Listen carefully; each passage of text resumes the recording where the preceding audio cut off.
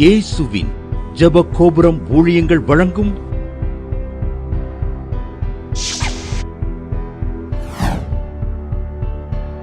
நம்பிக்கையிலே சந்தோஷமாயிருங்கள்.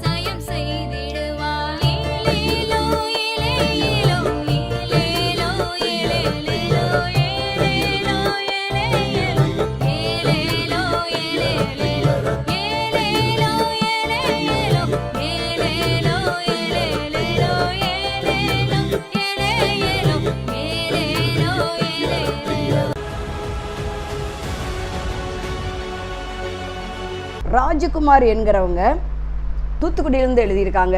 அவங்களுக்கு ஒரு மரண பயம் இருந்துக்கிட்டே இருக்குமா.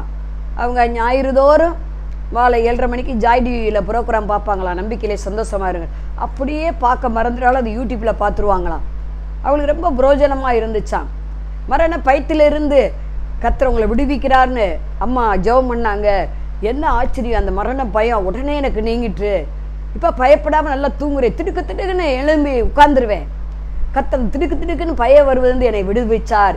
இப்போ நான் 1 மாதமாக பயம் இல்லாமல் இருக்கேன்னு சாட்சி எழுதியிருக்காரு. கர்த்தருடைய நாமம் மகிமைப்படுவதாக. ஆண்டவராய் இயேசு கிறிஸ்துவின் நாமத்தினால வாழ்த்துக்களை தேவ சமூகத்திலிருந்து உங்களுக்கு அறிவிக்கிறோம். இந்த நம்பிக்கையிலே சந்தோஷமாக இருங்கள் நிகழ்ச்சிக்கு உங்களை அன்போடு கூட வரவேற்கிறோம். ஒவ்வொரு வெள்ளிக்கிழமையும் காலை 8:15 மணிக்கு நம்பிக்கை டிவியில் நம்பிக்கையிலே சந்தோஷமாக இருங்கள் நிகழ்ச்சி ஒளிபரப்பப்பட்டு வருகிறது. அதேபோல் ஒவ்வொரு ஞாயிறு மாலை 7:30 மணிக்கு ஜாய் டிவியில் நம்பிக்கையிலே சந்தோஷமாக இருங்கள் நிகழ்ச்சி வருகிறது.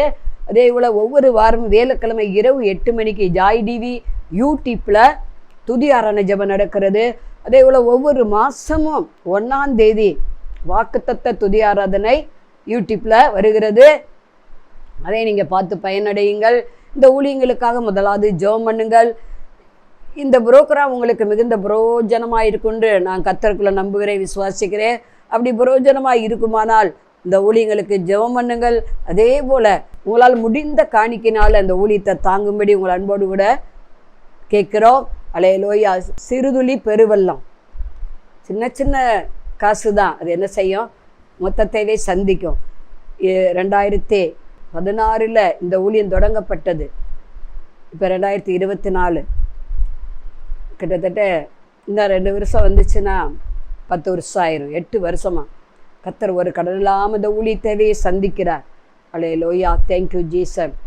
இதுவரையும் ஊழியத்துக்கு கொடுத்த ஜெபித்த உங்கள் ஒவ்வொருவரையும் இயேசு நாமத்தினால வாழ்த்துகிறேன். உங்களுக்காக நான் ஜெபிக்கிறேன். நாங்கள் குழுவாக ஜெபிக்கிறோம்.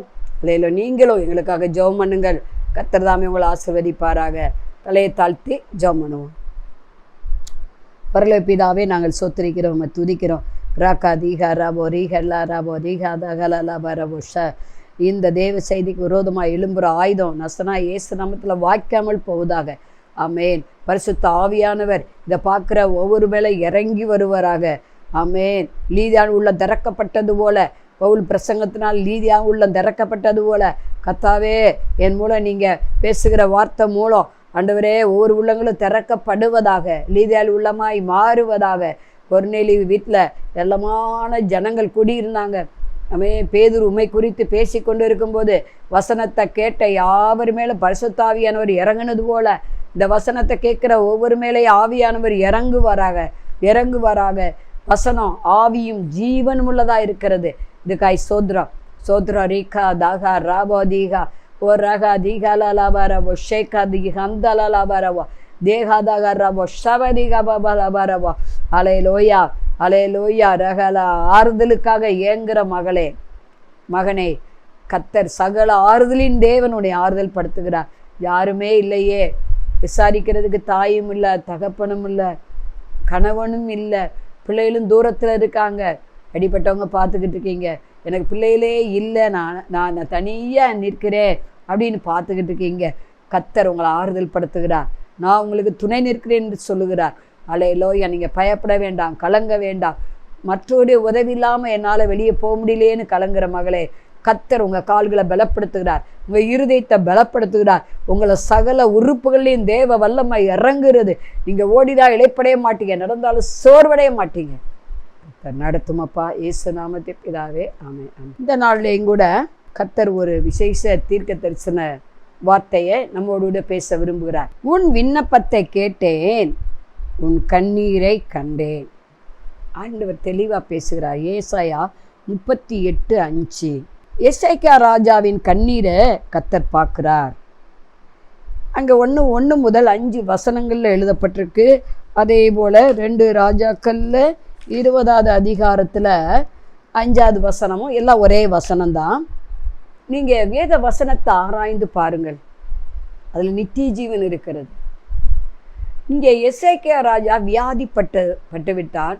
அது எந்த ஒரு ராஜாவுக்கு உலக அளவில் ட்ரீட்மெண்ட் நடந்திருக்கும், கண்டிப்பாக நடந்திருக்கும். இந்தந்த நாட்டில் பெஸ்ட் டாக்டர்களோ வந்து ட்ரீட்மெண்ட் பார்த்துருப்பாங்க. ஆனால் அவன் ஒரு ராஜா இல்லையா? அப்போ ஆனால் எந்த டாக்டருடைய மருந்தும் அவனுக்கு கை கொடுக்கவில்லை. முடிவு மரணம்னு எல்லா டாக்டர், உலக அளவில் இருக்கிற டாக்டர் மருத்துவ குழு என்ன சொல்லியிருக்கோம்? பிழைக்க மாட்டான்னு சொல்லியிருக்கோம் இல்லையா? அப்போ இப்படி விட்டு சிச்சுவேஷனில் ஏசாயாவை ஆண்டவர் அங்கே அனுப்புகிறார். நீங்கள் கூட மரண வியாதியில் இருக்கலாம்.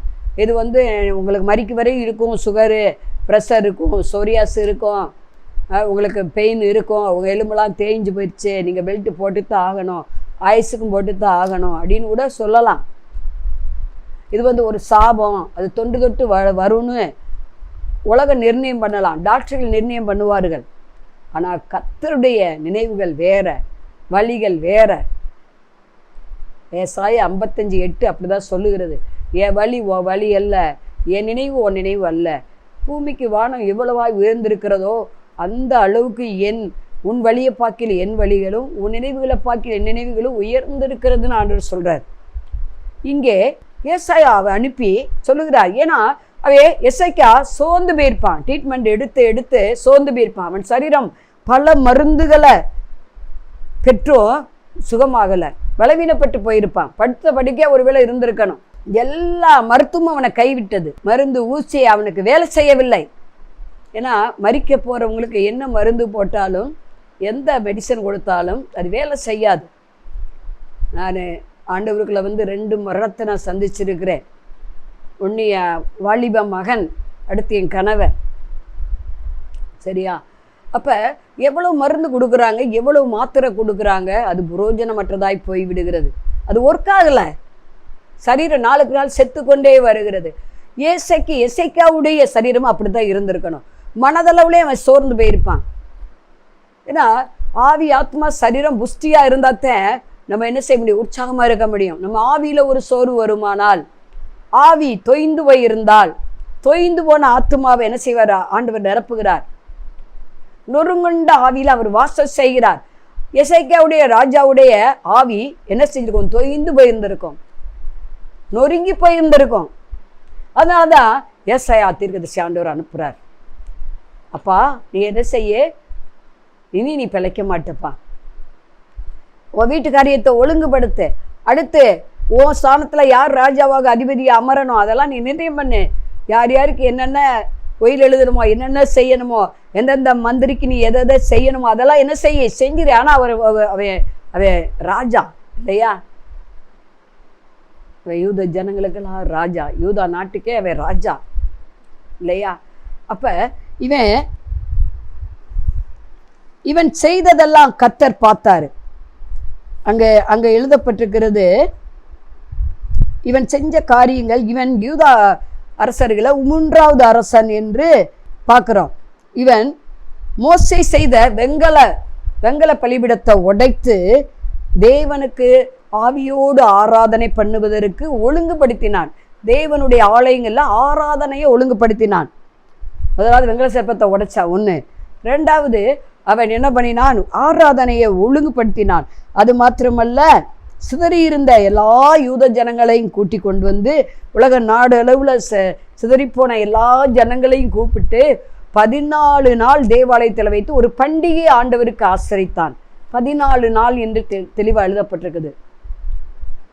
பாருங்க, 14வது தலைமுறையில் இயேசு வந்தார்.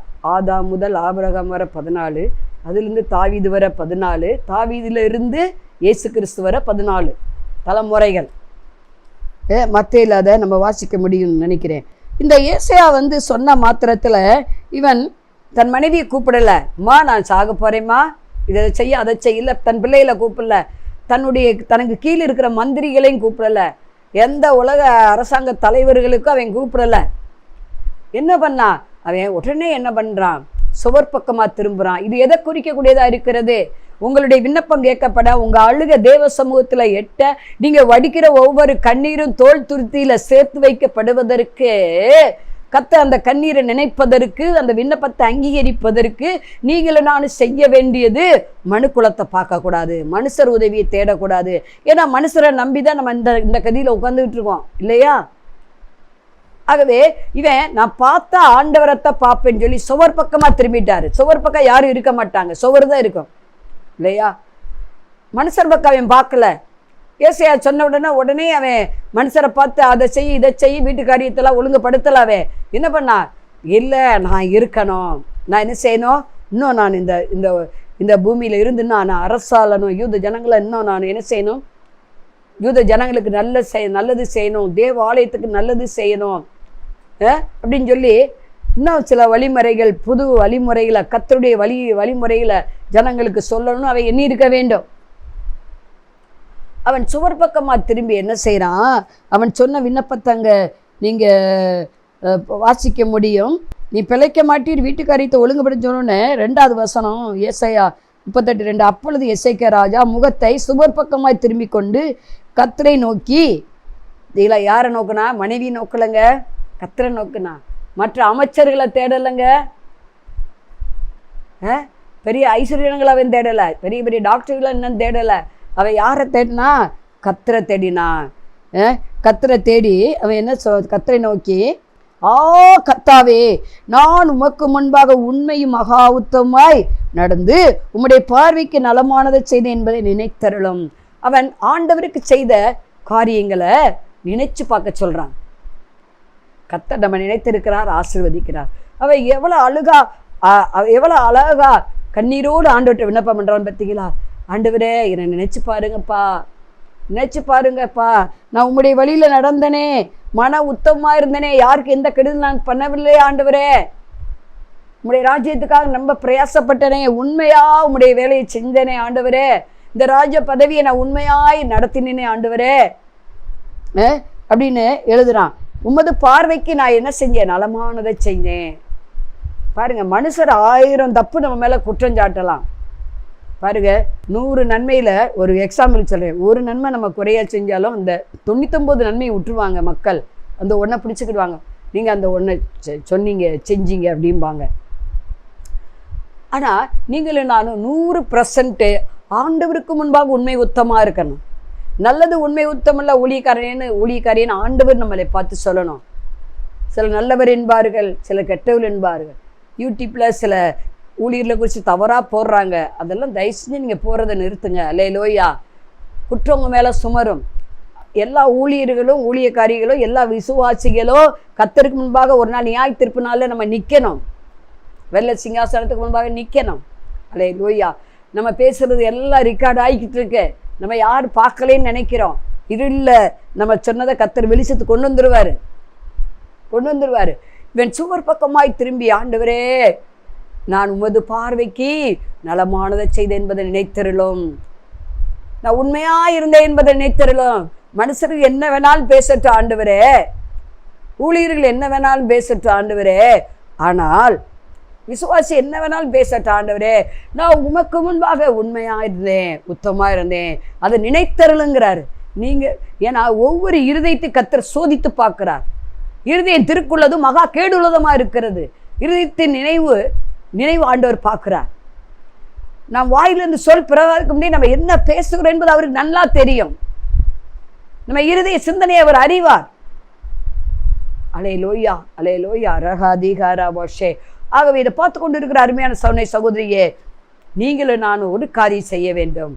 எந்த பிரச்சனையா இருந்தாலும், எந்த தீராத நோயா இருந்தாலும், எந்த கஷ்டமா இருந்தாலும், முதலாவது நம்ம ஆண்டவருக்கு முன்பாக உண்மை உத்தமாக இருந்து அது அவர்கிட்ட கேட்கும்போது அழுகையோடு விண்ணப்பம் பண்ணும்போது நிச்சயம் என்ன செய்வார் ஆண்டவர், அந்த சத்தத்துக்கு செவி சாய்ப்பார்.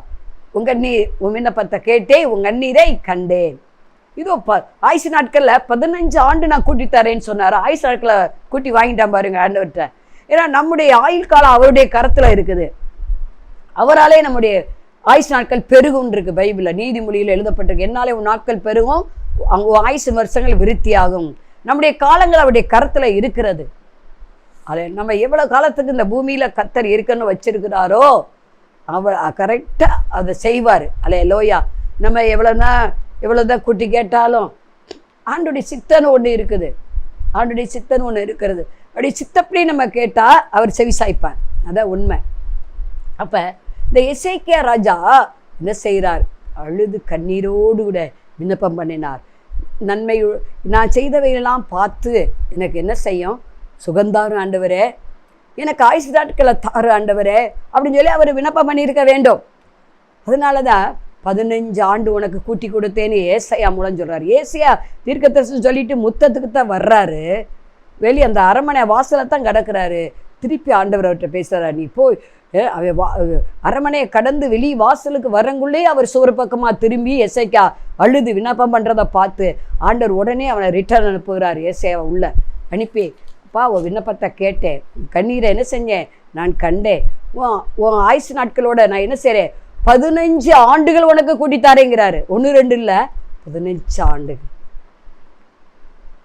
உடனே சுகமாக்குறதுக்கு என்ன அடையாளம் என்று கேட்கும்போது 2 ராஜாக்கள் 20:5 நீ திரும்பி போய் என் ஜனத்தின் அதிபதியா எசேக்கியாவை நோக்கி, உன் தகப்பனாகிய தாவீதின் தேவனாயிருக்கிற கர்த்தர் சொல்கிறதாவது, உன் விண்ணப்பத்தை கேட்டேன், உன் கண்ணீரை கண்டேன், இதோ நான் உன்னை குணமாக்குகிறேன், 3ஆம் நாளிலே நீ கர்த்தருடைய ஆலயத்திற்கு போவாய். பத்திங்களா அடையாளம்? அடையாளம் என்ன சொல்ற? 3ஆம் நாள் நீ என்ன செய்வ? போய் தேவாலயத்தில் போய் சாட்சி சொல்வ, தேவாலயத்து பணிகளெல்லாம் நீ சரி பண்ணாயே, ஆராதனை எல்லாம் நீ சரி பண்ணினாயே, பண்டிகை ஆசரித்தாயே கர்த்தருக்கு, நீ அதே ஆலயத்தில் போய் என்ன செய்வ? நீ குணமானதை குறித்து சாட்சி சொல்லுவ. யாருக்கும் ஆண்டவர் தீர்க்க தரிசனமாக சொல்லி கொண்டு இருக்கிறார். தீராத நோயா, தீராத சாபமா, தலைமுறையா அந்த பாவத்தை உங்களால் விட முடியலையா? கர்த்தர் அதுலேருந்து உங்களுக்கு ஒரு விடுதலை கொடுக்கிறார். சிலர் தவறுகளை விட முடியாமல் செஞ்ச தப்பே செஞ்சுக்கிட்டு இருக்கீங்க. அதுக்காக நீ விண்ணப்பம் பண்ணுறீங்க, ஆண்டவரே இனி நான் மாம்சத்தில் எதுவும் முடிவு எடுக்கக்கூடாது, என் சுயத்தில் நான் முடிவு எடுக்கக்கூடாது, நான் சுயத்தை நான் வெறுக்கிறேன் ஆண்டவரே, ஆனால் என்னை அறியாமலேயே என் இஷ்டத்துக்கு செஞ்சிறனே சில காரியங்களை அப்படின்னு நீங்கள் ஒருவேளை வருத்தத்தோடு இதை பார்த்துக்கிட்டு இருக்கலாம்.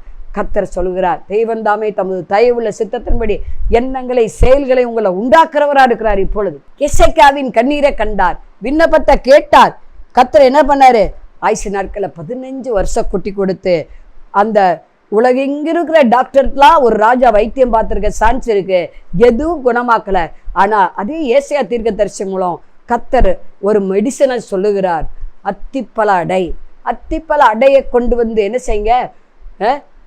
10 போடுங்கள் பிளவின் மேல். பிளவுனா கேன்சர்னு சொல்கிறாங்க, யாராலையும் அது குணமாக்க முடியாத ஒரு கேன்சர். அதுக்கு என்ன செய்யுங்க? அத்திப்பழ அடையை கொண்டு வந்து பிளவு மேலே 10 போடுங்கள், அப்பொழுது அவன் குணமாவான் என்று சொல்லி ஆண்டவர் மருந்தை சொல்லிட்டார். உங்களுக்கு வழியே தெரியலையா? கடல்லேருந்து தப்பிக்க வழியே தெரியலையா? பிரிச்சுவலை வளர்றதுக்கு வழியே தெரியலையா? உங்கள் பிள்ளைகளுக்கு எங்கே தான் மாப்பிள்ளை இருக்குது பொண்ணு இருக்குன்னு வழியே தெரியலையா? நீங்களும் 3 வருஷம் பொண்ணு பார்க்கலாம், மாப்பிள்ளை பார்க்கலாம், இல்லை ஊழிய வளராமல் இருக்கலாம், இல்லை ப்ரொமோஷன் இல்லாமல் நீங்கள் வருஷ கணக்காக ஜோம் பண்ணிகிட்டே இருக்கலாம். கர்த்தர் உங்களுக்கு ஒரு வழியை காண்பிக்கிறார். அத்திப்பழ அடைய எசேக்கியாவுக்கு காண்பித்த தேவன் உங்களுக்கு ஒரு வழியை காமிக்கிறார். அல்லேலூயா. பிழைப்புக்கான வழியை காமிக்கிறார். அல்லேலூயா. பல வருஷமா ஒரு சொந்த வீட்டுக்காக யாரோ ஜெபம் பண்ணிக்கிட்டு இருக்கீங்க, கர்த்தர் இந்த வருஷம் வழிவாசலை திறக்கிறார். காற்றும் இல்லை மழையும் இல்லை, ஆனால் வாய்க்கால்கள் தண்ணீரால நிரப்பப்படும். ராக்காரி காலாராபோ ஷேக்காதாகாராபோ ஜி அந்தாலா பரவா. கர்த்தர் உங்க விண்ணப்பத்தை கேட்டார். முதலாவது மரண பள்ளத்தாக்கிலிருந்து உங்களை விடுவிக்கிறார்.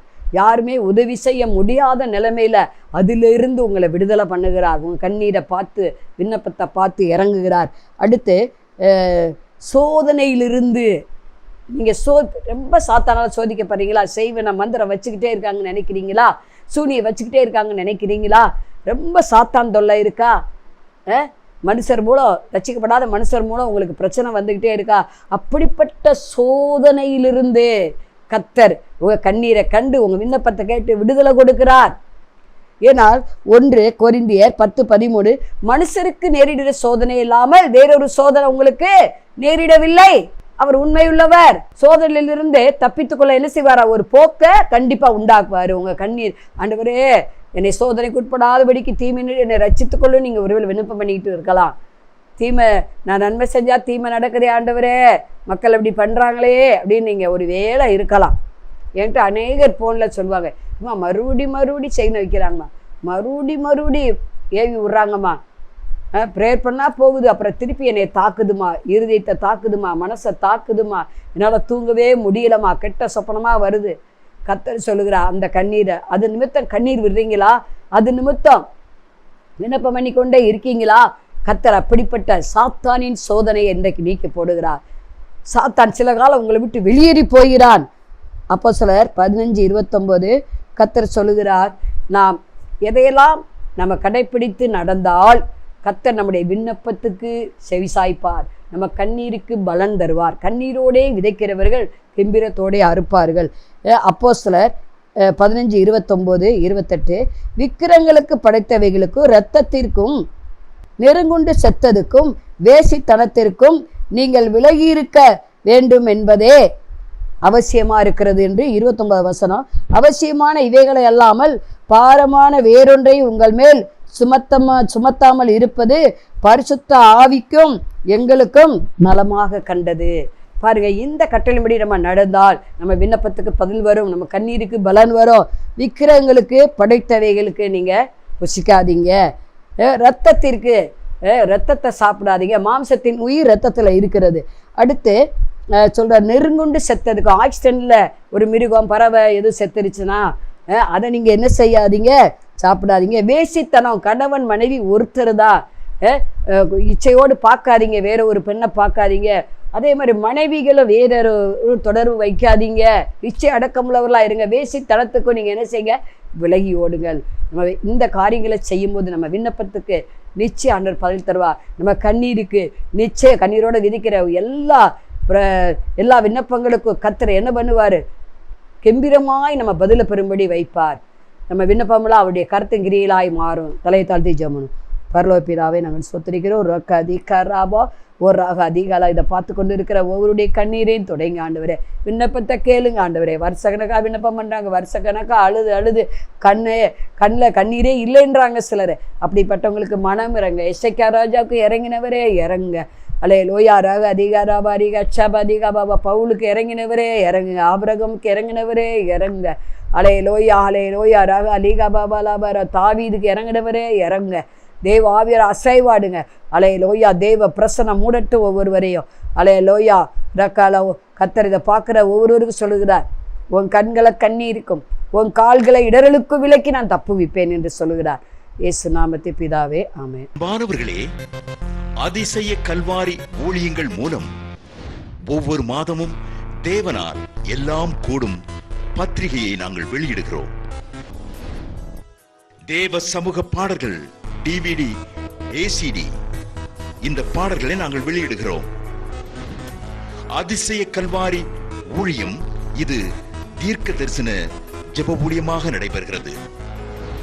இந்த ஊழியங்களுக்காக ஜெபிக்க, காணிக்கையை அனுப்ப தாங்க மறவாதிருங்கள். ஜெபிக்கிற, கொடுக்கிற, உழைக்கிற உங்கள் ஒவ்வொருவரையும் ஆண்டவர் தாமே ஆபிரகாமை ஆசீர்வதித்தது போல சகல விதத்திலும் உங்களை ஆசீர்வதிப்பாராக. ஆமென். அன்பிற்குரியவர்களே, இந்த ஊழியத்தை உங்கள் காணிக்கைகளால் தாங்குபவர்களின் கவனத்திற்கு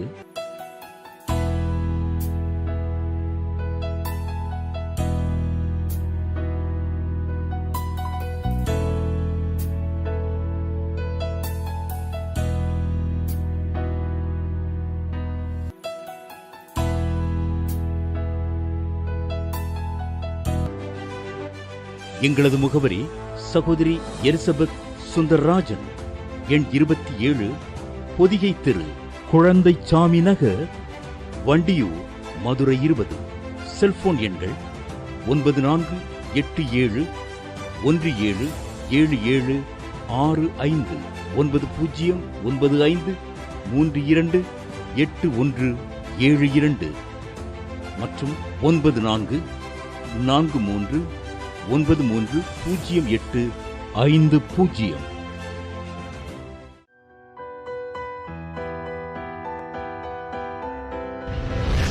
கர்த்தர் உங்களை ஆசீர்வதிப்பாராக.